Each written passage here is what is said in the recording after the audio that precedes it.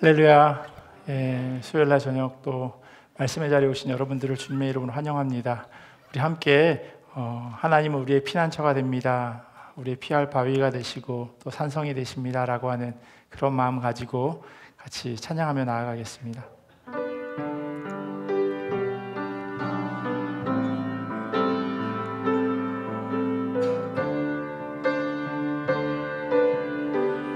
하나님은 우리의 피난처가 되시며,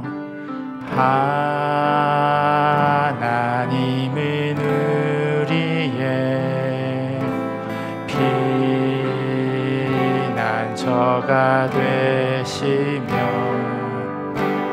환난 중에 우리의 힘과 도움이시며, 하나님은 우리의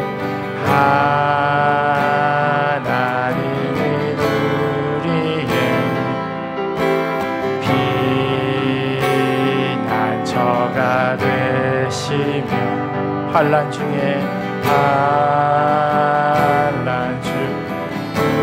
우리의 힘과 도움이시라. 너희는 가만히 있어, 너희는 가만히 있어. 주가 하나님 됨할지어다. 열방과 세계 가운데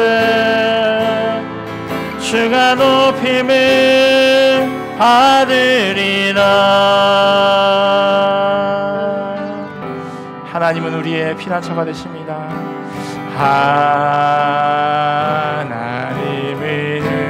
우리의 피난처가 되시며, 환난 중에 우리의 힘과 도움이, 하나님은 우리의 하나님은 우리의 피난처가 되시며, 환난 중에 우리의 힘과 도움이시라. 사랑합니다 내 아버지, 사랑합니다 내 아버지, 찬양합니다 내 온 맘 다하여, 선포합니다 예수 그리스도 주님 오심을 기다리며. 하나님은 우리의 피난처가 되시며, 하나님은 우리의 피난처가 되시며, 환난 중에 우리의 힘과 도움이시라. 너희는 가만히 있어, 너희는 가만히 있어. 주가 하나님 됨할지어다. 열방과 세계 가운데 주가 높임을 받으리. 사랑합니다 내 아버지, 사랑합니다 내 아버지, 찬양합니다 내 온 맘 다하여, 선포합니다 예수 그리스도 주님 오심을 기다리며. 이 시간 함께 같이 기도하며 나가겠습니다. 하나님, 지난 주간 우리의 삶을 되돌아보면 또 여러 가지 많은 문제와 어려움, 또 우리가 해결할 수 없는 그런 고난 가운데 있었음을 고백합니다. 하나님, 그 3일 동안에 우리가 씨름했던 그 무거운 짐들, 그 숙제들을 이 시간 주님 앞에 내려놓기를 소원합니다.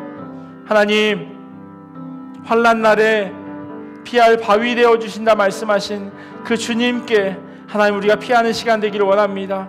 하나님, 우리의 그 걱정과 근심들 이 시간 내려놓게 하시고 주님 바라보면서 주님께만 우리의 마음이 온전히 올려드려지는 귀한 시간 되게 하여 주시옵소서. 우리 이 기도의 제목 가지고 같이 함께 기도하며 나아가겠습니다.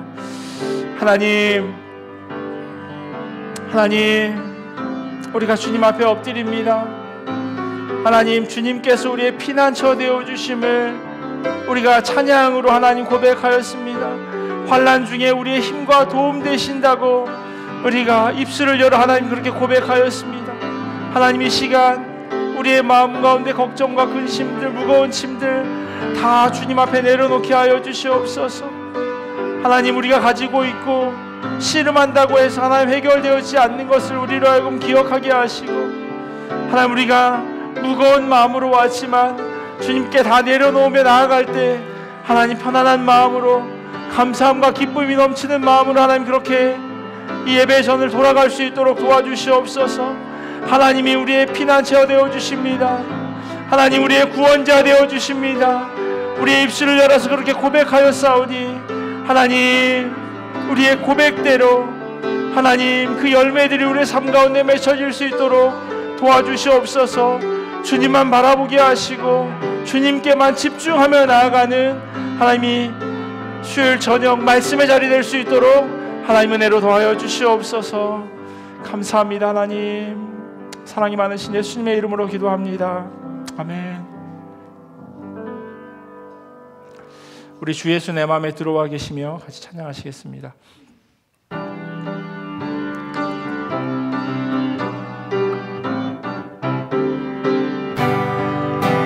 주 예수 내 마음에 들어와 계시는 변하여 새 사람 되고 내가 늘 바라던 참빛을 찾음도 주 예수 내 맘에 오신 주 예수 내 맘에 오신 주 예수 내 맘에 오신 물밀듯 내 맘에 기쁨이 넘치는 주 예수 내 맘에 오신 주 예수 내 맘에 들어와 계시는 망령된 행실을 끊고 머리털보다도 더 많던 내 죄가 눈보다 너희여 내 맘에 소망을 든든히 가짐은 주 예수 내 맘에 오신 의심의 구름이 사라져버림도 주 예수 내 맘에 오신 주 예수 내 맘에 오신 주 예수 내 맘에 오신 물밀듯 내 맘에 기쁨이 넘치는 주 예수 내 맘에 오신 사명의 음침한 골짜기가 나가 밝은 빛 호련히 비쳐 저 멀리 하늘 환하게 보임도 주 예수 내 맘에 오신 내가 저 천성에 올라가 살기는 주 예수 내 맘에 오신 천성에 올라가 주님을 뵈리니 그 기쁨 이길 데 없는 주 예수 내 맘에 오신 주 예수 내 맘에 오신 물밀듯 내 맘에 기쁨이 넘치는 주 예수 내 맘에 오신 주의 친절한 팔에 안기슬 우리 마음이 평안하리니 항상 기쁘고 복이 되겠는 영원한 영원하신 발에 안긴 주의 친절한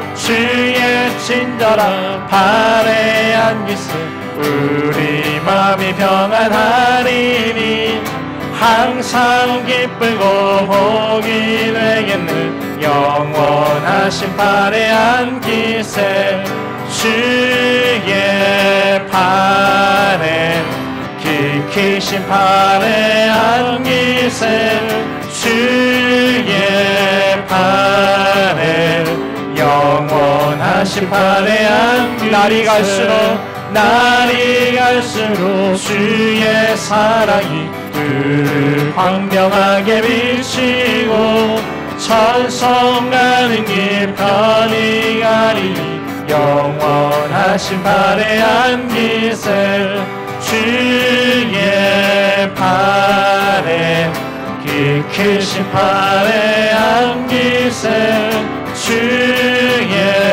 발에 영원하신 발에 안기세 주의 보좌로 나갈 때에 기뻐 찬미 소리 외치고 겁과 두려움 없어지니 영원하신 발에 안기세 주의 발에 기크신 발에 안기세 주의 발에 영원하신 발에 안기세 주의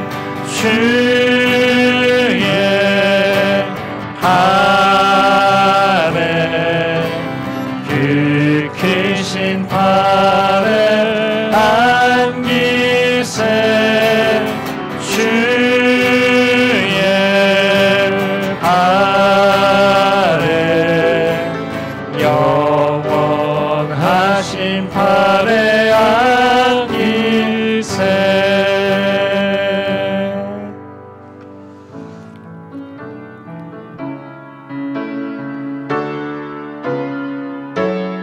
우리 지난 주일에도 불렀던 찬양인데요, 우리 같이 찬양하며 나아가겠습니다. 슬픈 마음 있는 자, 슬픈 마음 있는 자, 몸과 영혼 병든 자, 누구든지 부르시오. 예수 이름 부르시오. 그 이름을 믿는 자, 그 이름을 부르는 자, 그가 어떤 사람이든 그는 구원 얻으리. 우리 한 번 더 고백할까요? 슬픈 마음 있는 자, 슬픈 마음 있는 자, 몸과 영혼 병든 자, 누구든지 부르시오. 예수 이름 부르시오. 그 이름을 믿는 자, 그 이름을 부르는 자, 그가 어떤 사람이든 그는 구원 얻으리.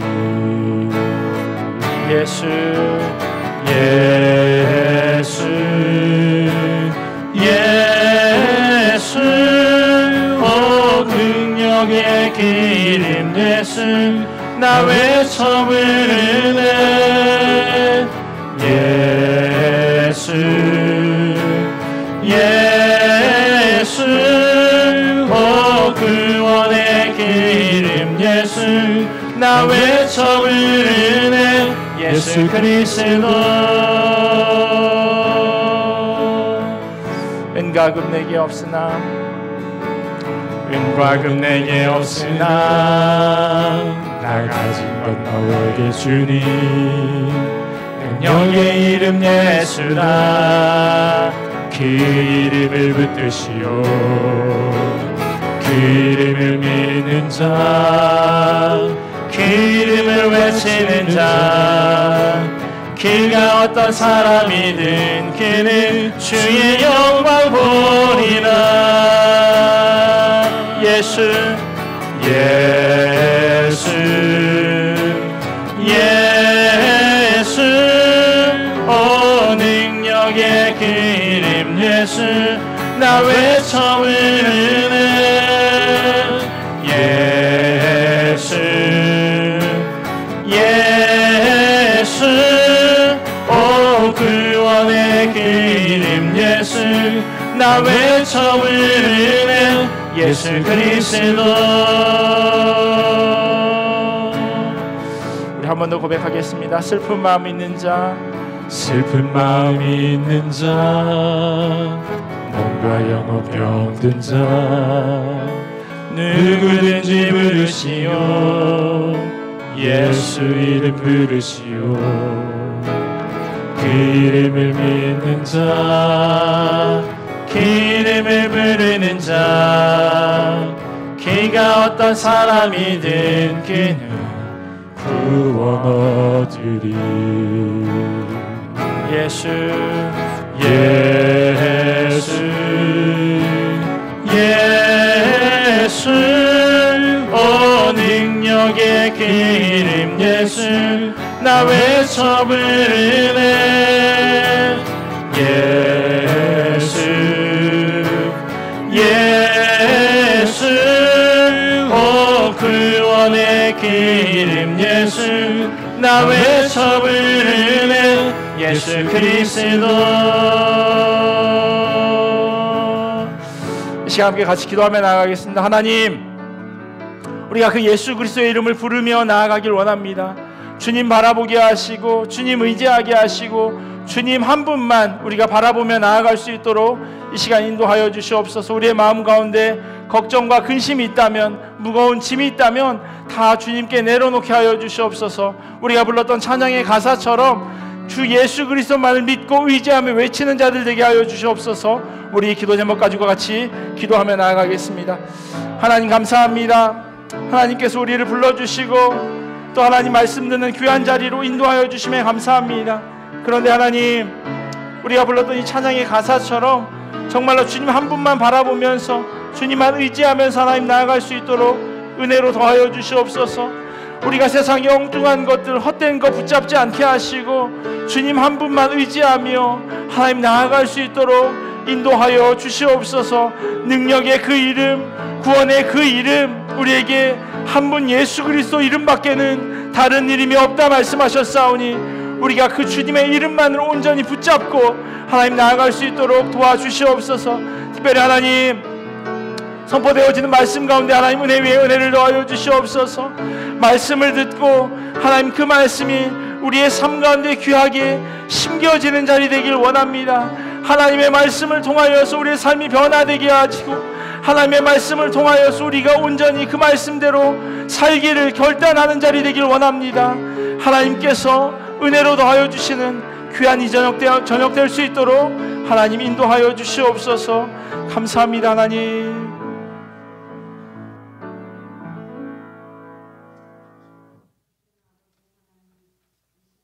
아버지 하나님 사랑과 은혜에 감사와 찬양을 드립니다. 언제나 넘치는 사랑으로 우리를 보호하시고 지켜주신 은혜를 감사드립니다. 그러나 너무나 약한 저희들의 믿음 생활이 주님 앞에 많이 부족함을 고백하옵니다. 용서하여 주십시오. 사랑이 많으신 주님, 우리 모두가 주님 뜻에 따라 살기를 원하오니 저희들을 인도하여 주시어 성도로서 바른 신앙생활할 수 있도록 간절히 기도드립니다. 모든 것이 주님의 은혜이고 사랑이 넘치도록 복을 주신 주님 감사드립니다. 그 사랑 우리 서로 나누어 주님의 뜻이 이루어지기를 간절히 빕니다.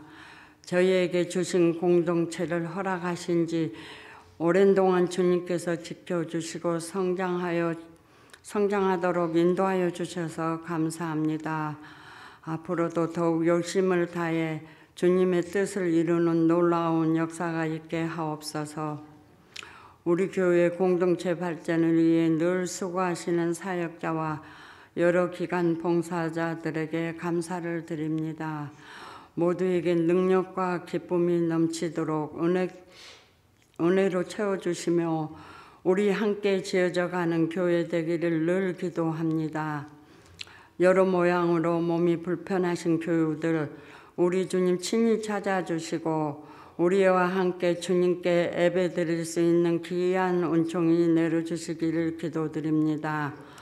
오늘 저녁도 귀한 주님의 말씀이 은혜로 승리하는 우리 모두가 되기를 간절히 원하오며 사랑이 많으신 우리 주 예수님 이름으로 기도드립니다. 아멘.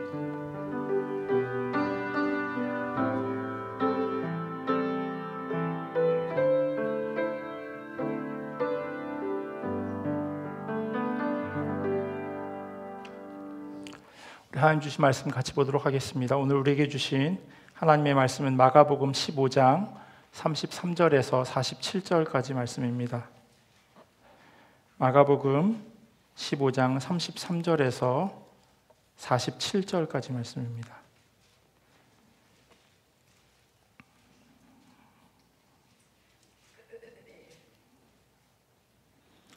마가복음 15장 33절에서 47절 말씀 저희 한 절씩 교독하고요. 마지막 47절은 같이 읽도록 하겠습니다. 제가 먼저 33절 봉독하겠습니다.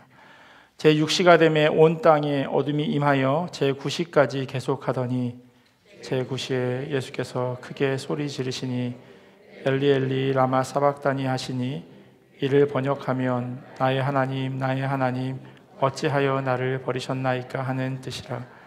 곁에 섰던 자 중 어떤 이들이 듣고 이르되 보라 엘리야를 부른다 하고 한 사람이 달려가서 해면에 신 포도주를 적시어 갈대에 꿰어 마시게 하고 이르되 가만두라 엘리야가 와서 그를 내려주나 보자 하더라.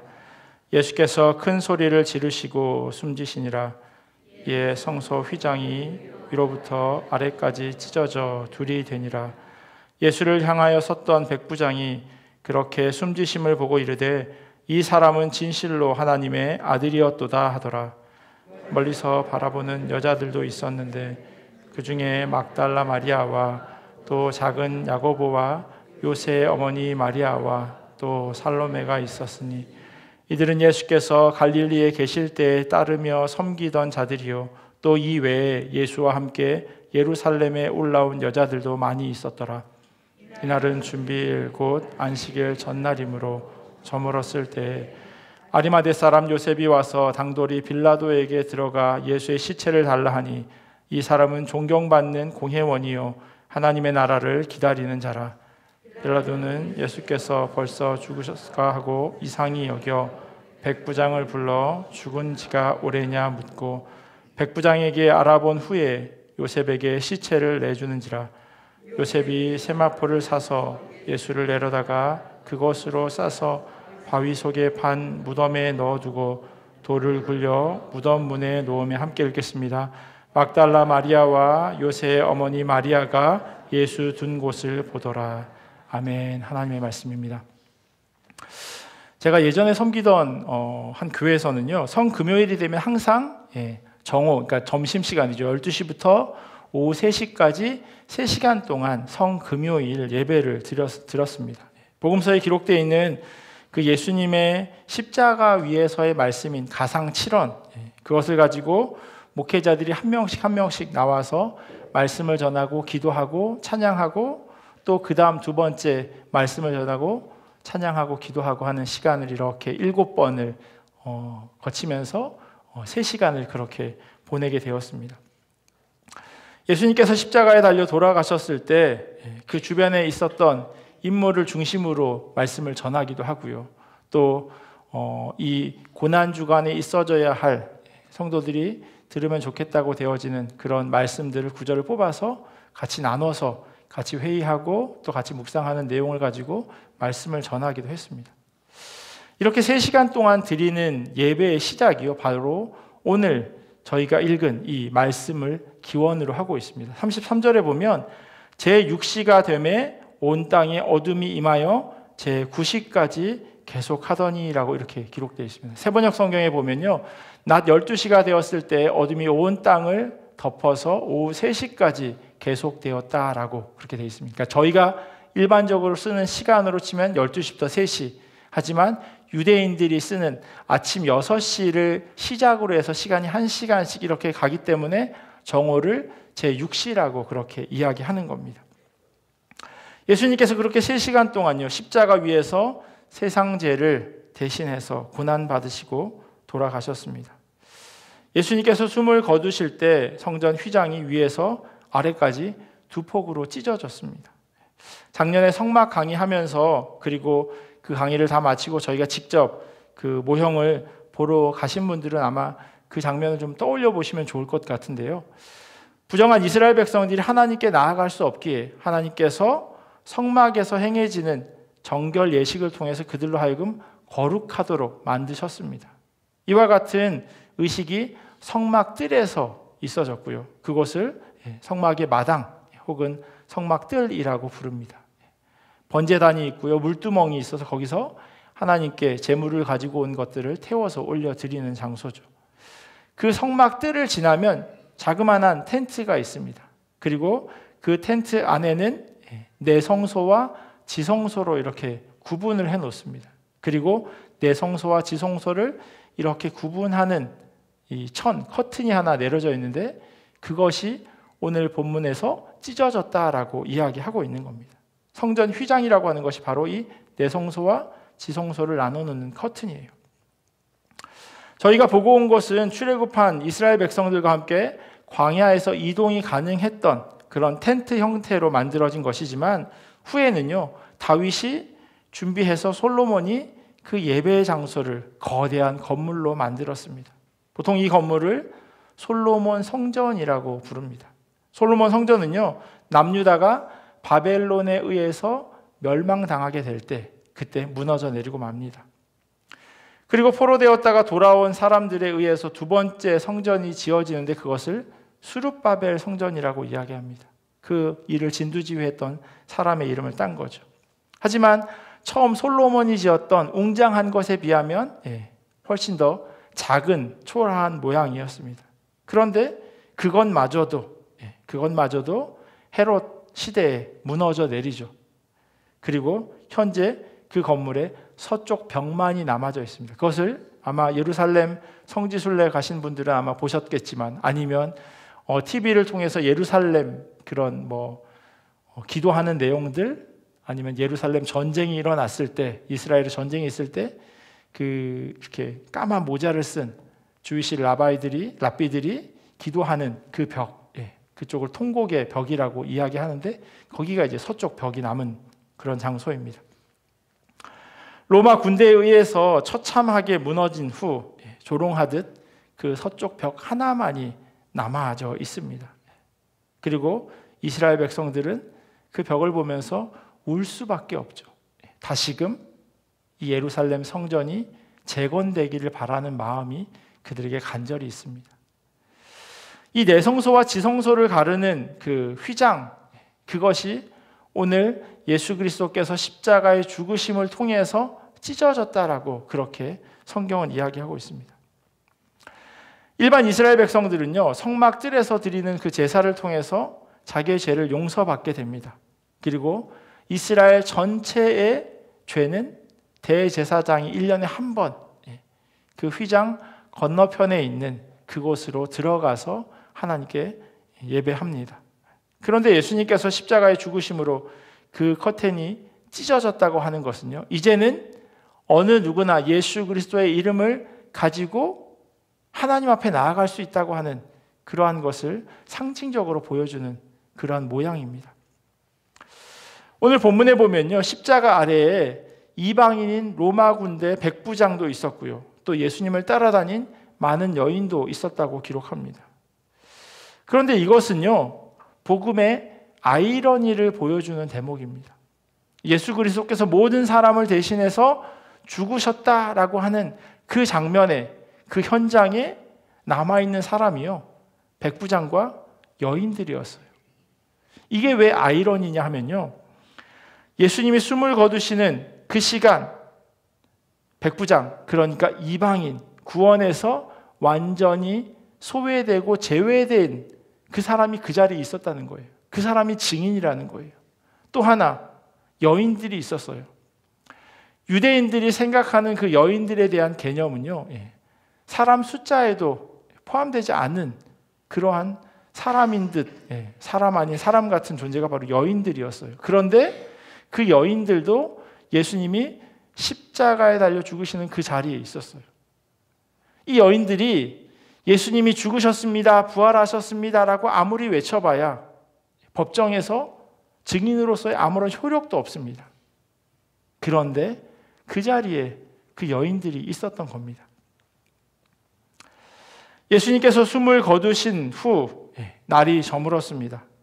유대인의 시간 개념은 제가 아까 말씀드렸듯이 아침 6시부터 시작해서 쭉 해서 저녁 6시면 하루가 끝이 납니다. 날이 저물었다고 하는 것은요, 시간적인 개념으로 하루가 저물었다고 하는 것을 의미하고요, 또 해가 져서 어두워지고 있다는 것을 말하기도 합니다. 예수님께서는 유월절 하루 전날 십자가에 달려 죽으시고 무덤에 묻히셨습니다.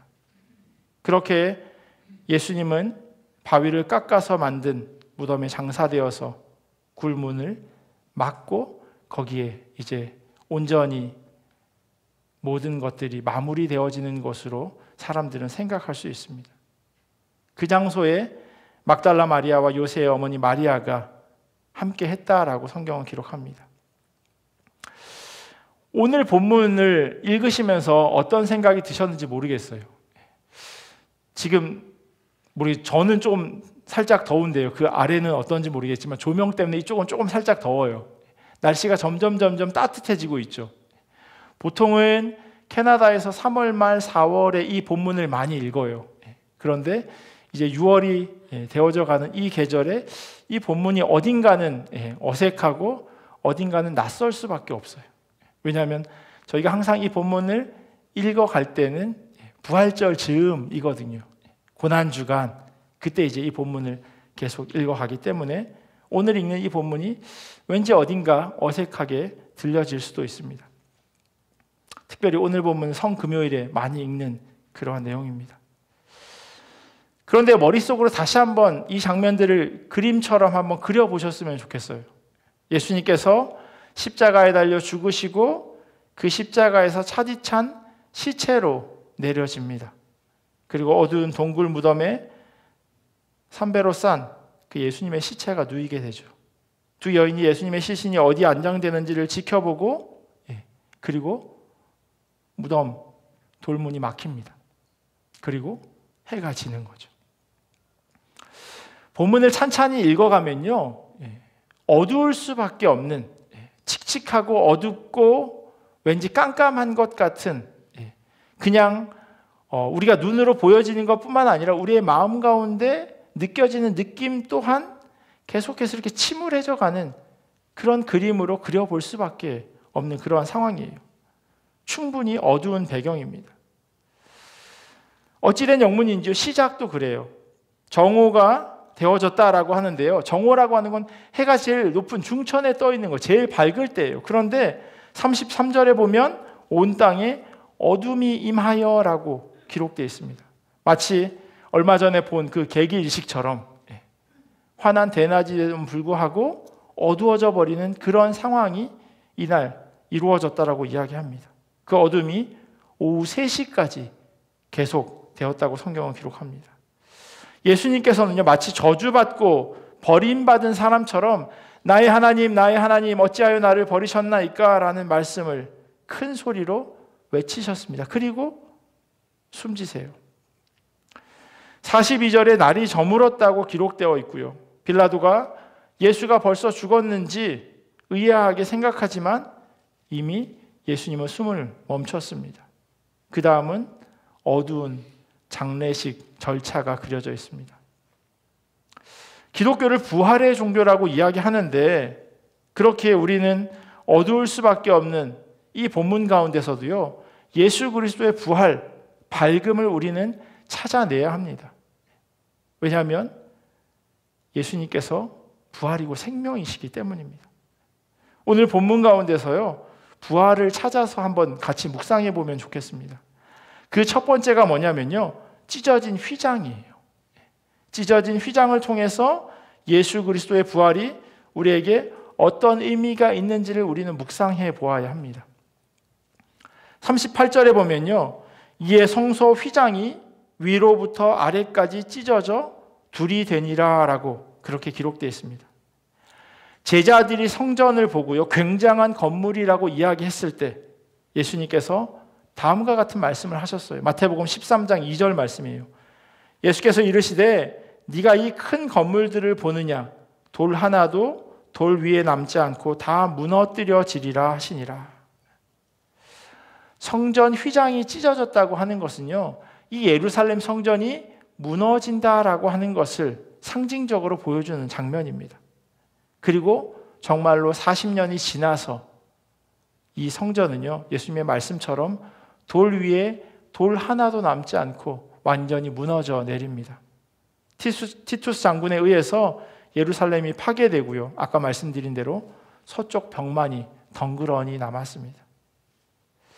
휘장이 찢어지고 성전이 무너지는 것을 유대인들은 죽음이고 어두움이다라고 생각할 수밖에 없어요. 그도 그럴 것이 성막, 성전은요, 하나님의 임재를 상징하는 곳입니다.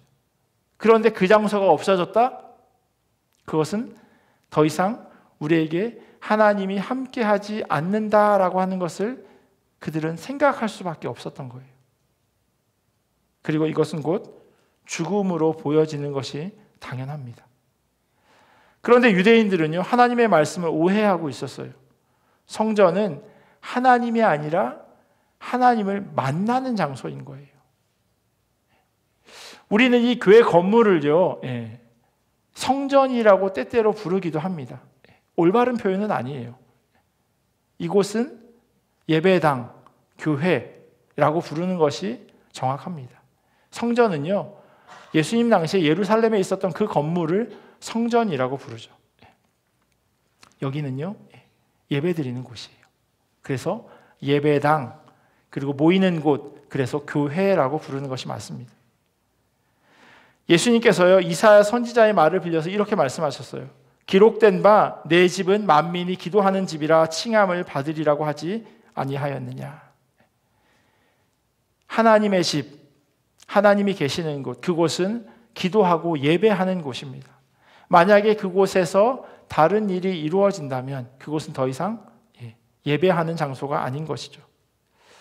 구약에서도, 그리고 예수님께서도 분명히 그곳은 하나님을 만나는 장소이지 하나님은 아니라고 말했음에도 불구하고 눈에 보이는 것에 집착했던 이 유대인들은요, 예루살렘 성전을 그렇게 바라보고 있었던 겁니다. 이게 곧 하나님이다라고 생각했던 것이죠.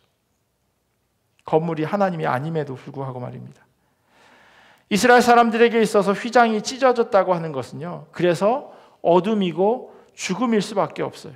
그런데 우리 그리스도인들에게 있어서 이 휘장의 찢어짐은요, 부활이고 생명일 수밖에 없습니다. 왜냐하면 그 휘장이 찢어짐으로 인해서 우리가 직접 하나님을 대면할 수 있고 하나님 앞에 나아갈 수 있게 되었기 때문입니다. 하나님께 우리가 직접 우리가 가지고 있는 기도의 제목을 아뢰일 수 있기 때문이에요.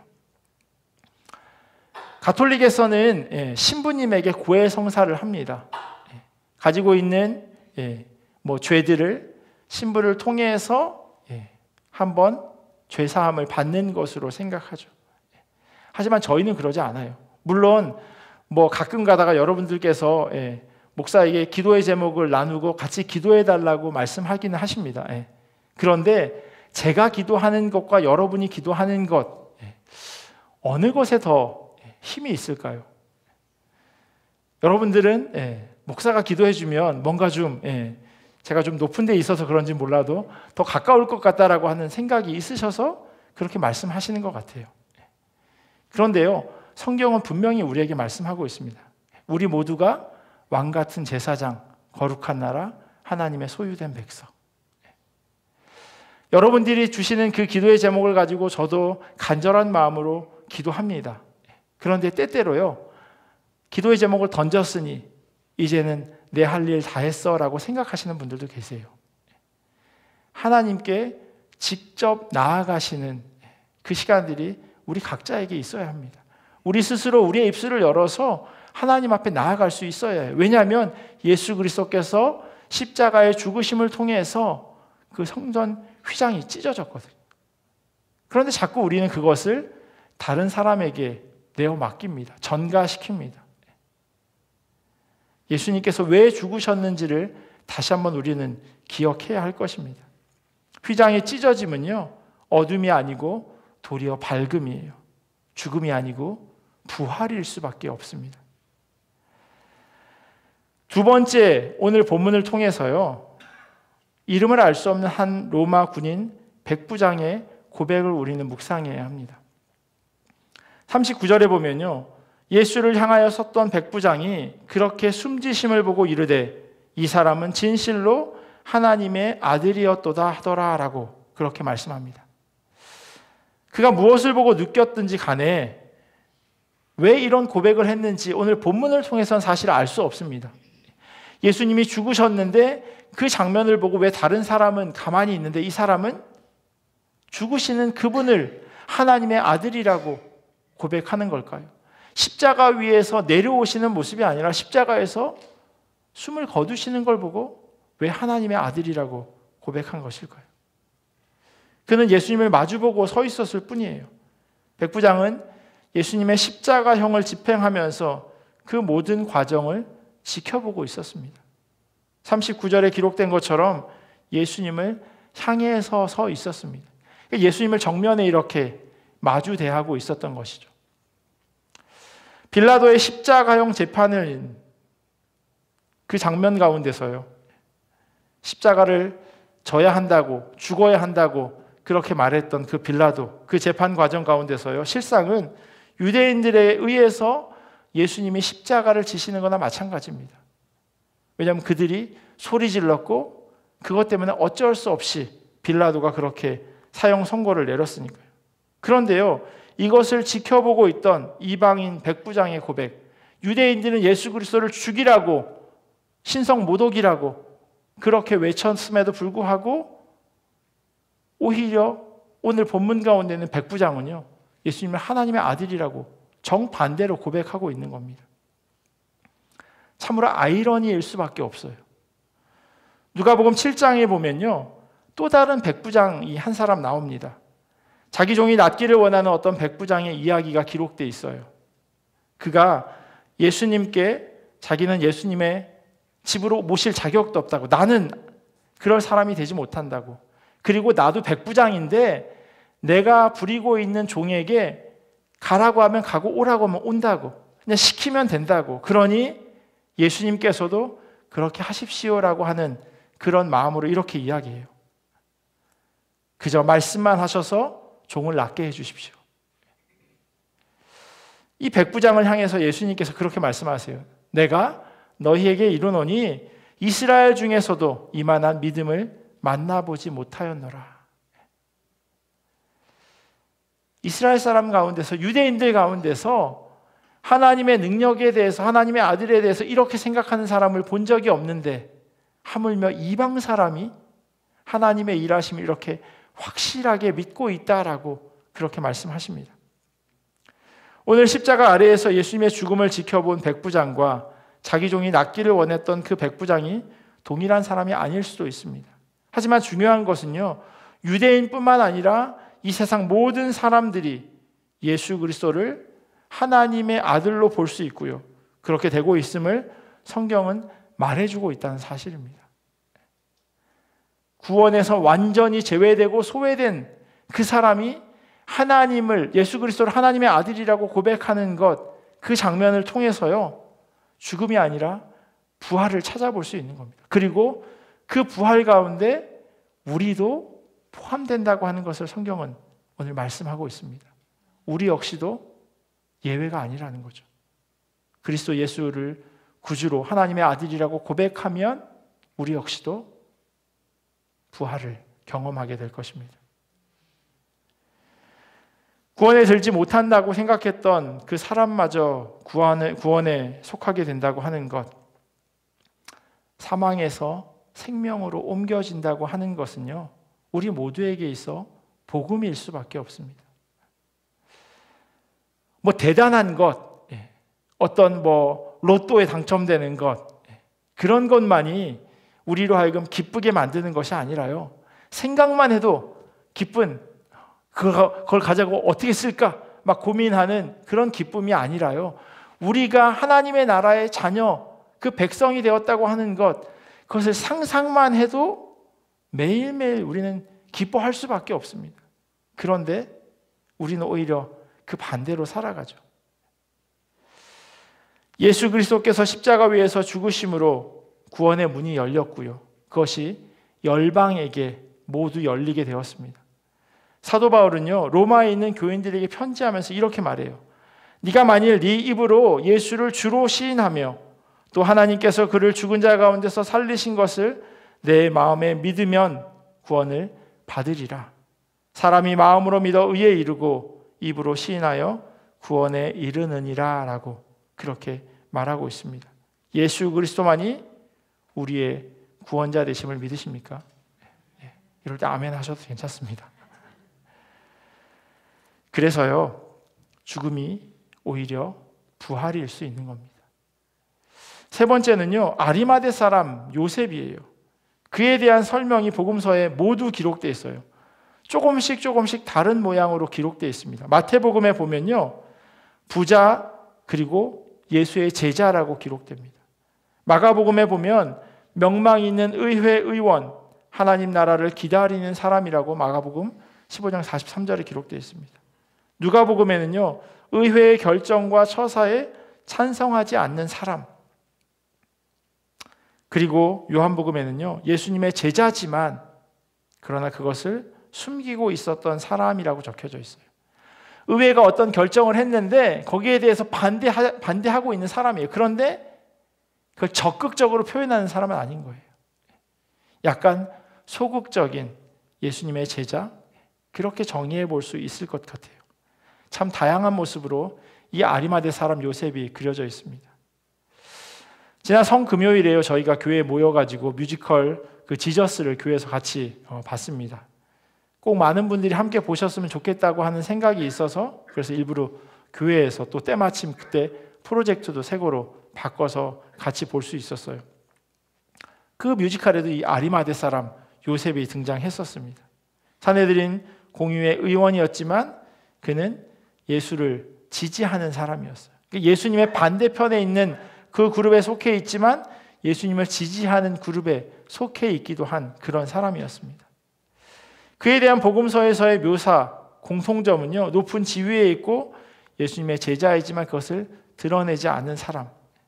그런데 마지막 예수님께서 돌아가셨을 때 그가 커밍아웃합니다. 그 모습을 온전히 드러내요. 그가 비록 이전에 유대 사람이 무서워서 그것을 숨기고 있었지만 이제는 예수님의 시신을 장사 지내는 일, 그것을 그가 마다하지 않습니다. 모든 사람들이 끔찍하게 여기는 그 십자가형으로 죽음을 맞이한 사람을 장례 치른다고 하는 것은 단순히 어떤 한 사람을 무덤으로 모셔드리는 것과는 전혀 다른 결과를 자아낼 수 있습니다. 아리마대 사람 요셉을 통해서요, 예수 그리스도께서 유대인의 장례 풍속대로 그렇게 잘 안장되었습니다. 그런데 이 장례는요, 아리마대 사람 요셉에게는 마치 자기의 목숨을 거는 일과 마찬가지일 수도 있었습니다. 장례식이 잘 치러졌기에 어둠이 밝음으로 이해될 수 있는 것은 아닙니다. 그리스도를 구주로 고백하지 못했던 사람이 예수님께서 십자가에 돌아가심을 경험하고 이제 내가 그리스도를 믿는 사람으로 살아야 되겠다라고 하는 완전히 다른 사람이 되어진 것, 그것이 바로 어둠에서 밝음으로 바뀌어진 것이나 마찬가지입니다. 십자가에 달린 사람의 장례를 준비한다고 하는 것이 제가 위험하고 어려운 일이라고 말씀드렸습니다. 신명기에 보면요, 이런 말씀이 있어요. 죽을 죄를 지어서 처형된 사람의 주검은 나무에 매달아 두어야 합니다. 그러나 당신들은 그 주검을 나무에 매달아 둔 채로 밤을 지내지 말고 그날로 묻으십시오. 나무에 달린 사람은 하나님께 저주를 받은 사람이기 때문입니다. 당신들은 주 당신들의 하나님이 당신들에게 유산으로 준 땅을 더럽혀서는 안 됩니다. 라고 기록합니다. 이 말씀을 따라서 아리마대 사람 요셉은 빌라도에게 예수님의 시신을 넘겨받습니다. 그러나 예수님과 같은 경우 이 율법에 그대로 적용되는 것 역시 당시 상황과는 조금 동떨어져 있어요. 왜냐하면 예수님은 아주 큰 죄를 지었기 때문입니다. 마가복음에 대해서 기록하고 있는 책이에요. 이렇게 설명하고 있어요. 십자가 처형을 받은 죄수는 원칙적으로 장례를 치를 수 없었다. 시체는 들짐승들이 뜯어먹게 되어 있었다. 심지어 조의를 표하는 것도 반역자에게 동종하는 행동으로 여겨졌다. 이러한 이유 때문에요, 어느 누구도 예수님의 시신을 거두려 하지 않았습니다. 자기도 반역죄에 그대로 연루되어서 똑같은 십자가 처형을 받게 될 수도 있기 때문이에요. 그런데 아리마대 사람 요셉은요, 아주 큰 결심을 하였습니다. 이것은 예수님을 참 구주로 고백할 때 가능한 변화이겠죠. 그가 만약에 이전처럼 중간에서 이러지도 저러지도 못하는 그런 상황 가운데 놓여 있었던 사람이라면 이와 같은 결정을 하지 않았을 겁니다. 명망 있고 높은 지위를 가지고 하나님 나라를 기다리는 사람이었지만 여전히 삶의 주인은 나였어요. 그랬기에 그가 예수님의 제자인 것을 숨기고 있었죠. 공의회에서 결정되어진 것에 대해서 반대하였지만 그것을 선뜻 이야기할 수 없었던 것은 자기가 가지고 있는 그 모든 것들이 포기되어지지 않았기 때문이에요. 온전한 신앙 고백이 자기 삶에 많은 손해로 되돌아올 것이라는 것을 그는 알고 있었어요. 하지만 이제는 그것을 겉으로 당당하게 드러내고 예수가 삶의 중심이 되는 사람으로 바뀌었습니다. 그래서 오늘 말씀은요, 어둠이 아니라 밝음일 수밖에 없는 거예요. 그리스도는 우리를 위해서 이 땅에 오셔서 십자가에 달려 죽으시고 3일 만에 부활하셨습니다. 비록 오늘 본문이요, 어두워 보일지라도 예수 그리스도께서 십자가에 달리신 그날, 그 슬픈 금요일을 성금요일로, 또 영어로는 굿 프라이데이로 부르는 것을 보면요, 이것이 우리에게 얼마나 기쁘고 감사한 날이고 즐거운 소식일 수밖에 없는지를 우리는 기억해야 할 것입니다. 5월 1일 수요 성경 강의에서요, 예수님이 잡히시고 재판받는 그 장면을 통해서 거기에 등장한 5 부류의 사람들에 대해서 제가 말씀드렸어요. 그날 제목이 이 사람들 가운데 나는 누구인가 라고 하는 것이었어요. 자기의 배를 채우기 위해서 백성들의 피를 빠는 대제사장, 하나님의 말씀보다 자신들의 권위와 전통이 더 중요했던 장로들, 말씀을 누구보다도 잘 알지만 그대로 따라 살지 않았던 서기관들, 율법학자들, 죄 없는 것을 알았음에도 자기 권력을 유지하기 위해서 예수를 십자가에 못 박았던 빌라도, 그리고 아무 영문도 모른 채 은혜를 입었던 바라바, 그리고 오늘은요, 이들이 만들어 놓은 것이나 다름없는 예수님의 죽음을 통해서 역설적이게도 부활과 구원의 소망을 우리에게 보여줍니다. 우리가 하나님께 직접 나아갈 수 있도록 찢어진 휘장을 통해서, 그리고 구원에 소외된 그 이방인 백부장의 고백을 통해서, 소극적으로 자기 신앙을 마음에만 품고 있던 아리마대 사람 요셉이 예수님의 장례를 통해서 용기 있는 고백의 삶을 살아가는 그 모습을 통해서 우리는 전혀 다른 삶의 모습들, 삶의 부류들을 확인해 볼 수 있습니다. 앞에 있었던 그 5 사람들, 또 뒤에 등장한 오늘 본문 가운데 기록되어 있는 이런 사람이나 모습을 통해서 우리는 부활과 복음에 대해서 다시 한번 묵상하고 고민해야 할 것입니다. 혹 우리의 삶이 십자가의 죽음처럼 어두울 수도 있고요, 그런 때를 지나가는 그런 여정 가운데 있는 분도 계실지 모르겠습니다. 매 순간이 기쁨과 웃음이 넘치는 것만 아님을 우리는 살아가면서 많이 경험합니다. 그런데 우리의 정체성 무엇인지 우리는 기억해야 할 것입니다. 혹 우리의 삶 가운데 기쁨과 슬픔이 공존한다 할지라도 그 어려운 상황 가운데서 우리가 기억해야 하는 게 있어요. 과연 내가 누군가라고 하는 것이요. 낙심하고 낙담되고 넘어질 때 우리를 붙들고 일으켜 세워주시는 그 주님을 믿는 자들이 바로 우리임을 우리는 잊어버리지 말아야 할 것입니다. 무엇보다도 하늘의 소망을 가지고 살아가기에 주저앉아 있을 수 없는 주님의 자녀들임을 기억해야 할 것입니다. 때로는 눈앞에 놓인 세상의 이익을 위해서 고민하고 주저하게 되기도 하지만 아리마대 사람 요셉처럼 결단하는 때가 있어야 합니다.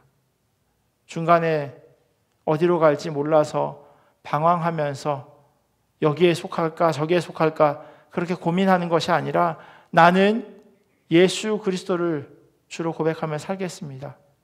나는 예수님만 주로 섬기며 살겠습니다라고 그렇게 고백하는 주님의 자녀들이 되어야 할 것입니다. 우리 모두가 내가 주인된 삶에서 그리스도께서 주인된 삶으로 그렇게 옮겨지는 이 시간 되기를 원합니다. 사망에서 생명으로, 죽음에서 부활로, 그리고 영원을 살아가기에 우리 모두는 예수 그리스도의 자녀들입니다. 우리가 이것을 기억하고요, 오늘 같이 찬양하고 함께 기도하면 좋겠습니다. 저희가 예전에 수요 예배 때도 같이 불렀던 찬양인데요, 나는 주를 섬기는 것에 후회가 없습니다라고 하는 이 찬양 같이 드리고 함께 같이 기도하고요, 또 각자 가지고 온 기도 제목 가지고 그렇게 기도하고 돌아가는 이 저녁 되면 좋겠습니다.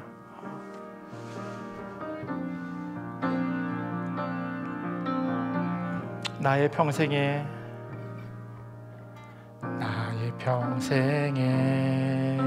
가장 복된 일은 내가 예수님을 만난 것이라.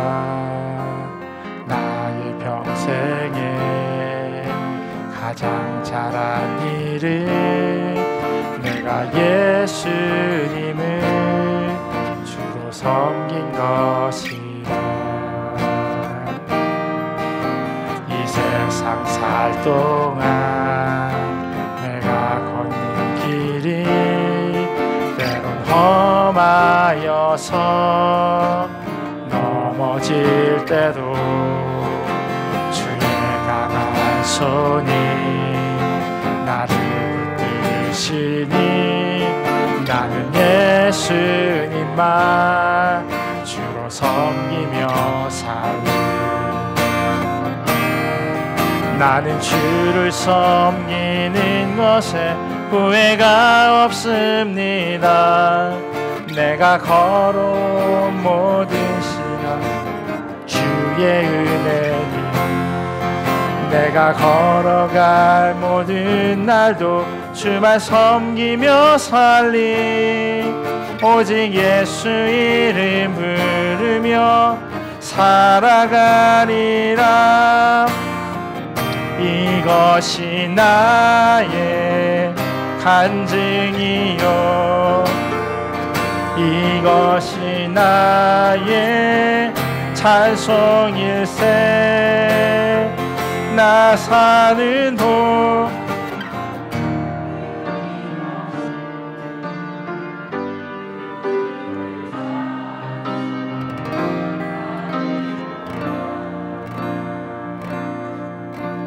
우리 같이 고백하며 나아가겠습니다. 하나님, 우리가 불렀던 이 찬양의 가사처럼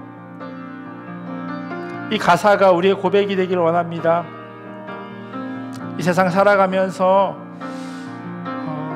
때론 험하고 넘어질 때도 있지만 주님의 강한 손이 우리를 붙들어 주시는 것, 그래서 우리가 예수님만 주로 섬기며 살아갑니다.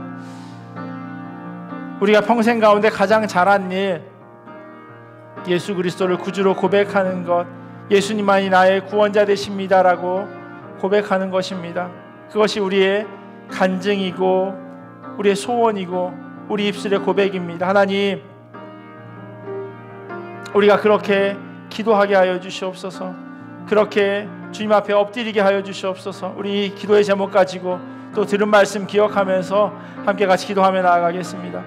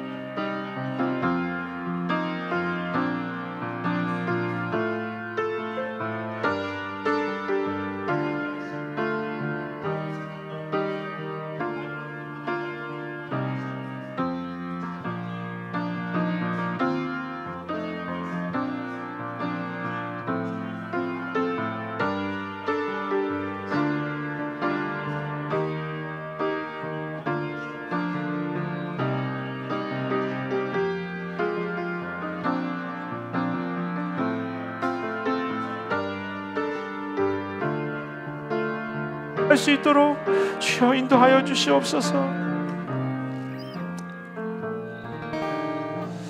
이것이 나의 간증이요 이것이 나의 찬송일세. 나 사는 동안 끊임없이 구주를 찬송. 이것이 나의 간증이요 이것이 나의 간증이요 이것이 나의 찬송일세. 나 사는 동안 끊임없이 구주를 찬송하리로다.